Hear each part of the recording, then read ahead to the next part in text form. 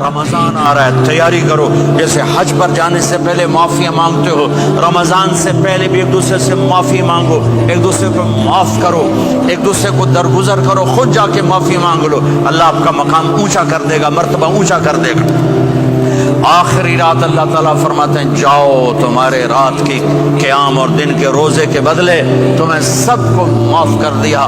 مانگو. اور ایک رات اللہ نے شب قدر بنائی جو 1000 راتوں کے برابر کر دی. وہ آج آپ کی تو راتیں ہی بڑی چھوٹی ہیں، 5 راتیں جاگ لو، 3 گھنٹے دی بھی نہیں رات ہوندی تو 5 راتیں جاگ لو، 21 23 25 27 29 ان میں سے ایک رات ضرور شب قدر ہوگی. ایک رات کا جاگنا 80 سال کی عبادت سے بڑھیا ہو جائے گا. صرف ایک رات کا جاگنا، ایک رات کا جاگنا. ایک شرط ہے، دل میں بغض نہ ہو، نفرت نہ ہو، حقارت نہ ہو. کسی مسلمان کو حقیر نہ جانو، بلکہ کسی انسان کو حقیر نہ جانو، تو آپ کی بندگی اللہ کی بارگاہ میں پہنچ کر آپ کے مقام کو اونچا کر دیں گی. تو عبادات میں ایک نماز ہے، پھر ایک روزہ ہے، پھر زکوٰۃ اور حج مالدار لوگوں کا فریضہ ہے، غریبوں کا نہیں ہے، متوسط طبقے کا نہیں ہے.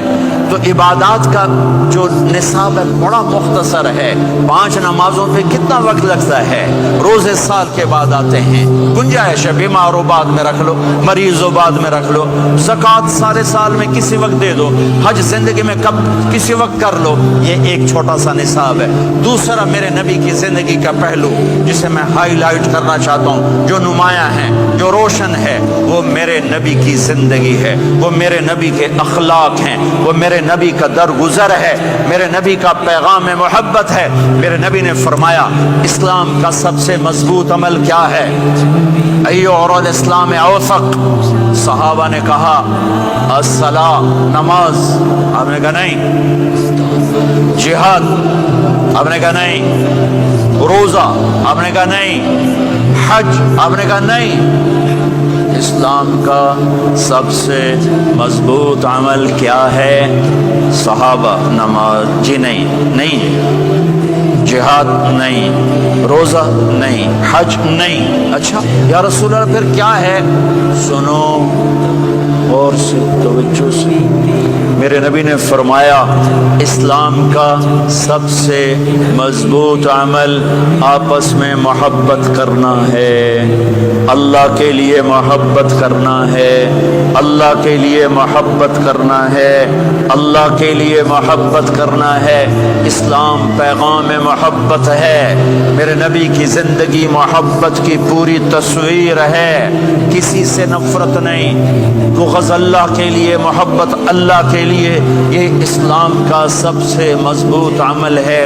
میرے بھائیوں، میری بہنوں، اب دور دراز جگہ میں ہو، اب آپ یہیں کے جن کے پاس پاسپورٹ ہیں وہ یہیں کے شہری ہیں. یہ آپ کا دیس ہے، یہ آپ کا وطن ہے. اسے محبت سے بھرو. پاکستان کی نفرتیں یہاں نہ زندہ کرو، ہندوستان کی نفرتیں، بنگال کی نفرتیں یہاں مت زندہ کرو. آپس میں امت بن کے رہو، مذہب کے نام پہ مت لڑو.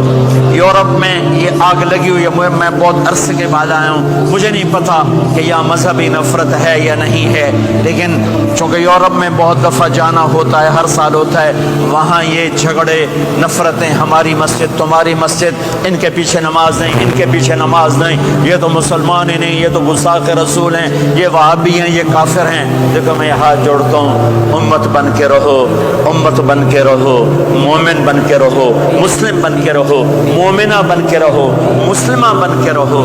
اختلاف رائے کو برداشت کرو. یہاں چاند کے مسئلے میں اختلاف ہوتا ہے، روزے کے ٹائم میں اختلاف ہوتا ہے. علماء سے کہتا ہوں اس اختلاف کو مٹھاؤ. جس میں سہولت ہو سارے وہ لے لو.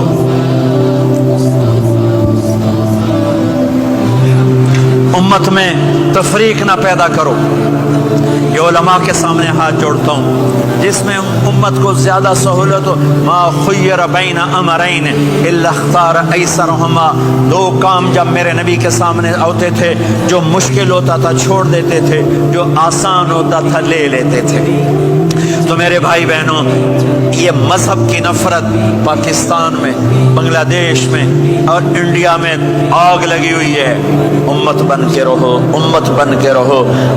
اگر آپ اور میرا مسائل میں اختلاف ہے تو یہ ہماری محبت کو نہ ختم کرے، ہمارے تعلق کو نہ ختم کرے، ہماری نفرتیں نہ پیدا ہوں۔ اختلاف ہے، شروع سے تھا، آج بھی ہے، آئندہ بھی رہے گا، لیکن اللہ کے واسطے، اللہ کے واسطے، اللہ کے واسطے اس کو محبت میں بدلو، اس سے محبت میں بدلو، اس سے محبت میں بدلو۔ اختلاف رائے کو برداشت کرو، مذہب کے نام کی نفرت کو ہوا نہ دو، ہوا نہ دو، اس کو ٹھنڈا کرو، اس پر پانی ڈالو، اسے بھڑکاؤ نہیں، اس پر پانی ڈالو۔ میرے نبی نے عبداللہ بن ابی سے نباہ کر کے دکھا دیا، جو منافقوں کا سردار، باقی منافقوں کا تو کسی کو پتہ نہیں تھا سوائے میرے نبی کے، عبداللہ بن ابی کا منافق ہونا سب کو معلوم تھا، یہ منافق ہے، اور آپ کے پیچھے نمازیں پڑھتا رہا، آپ نے اس کے اپنے ساتھ رکھا۔ ایک دن آپ پانی پی رہے تھے، عبداللہ بن ابی کے بیٹے عبداللہ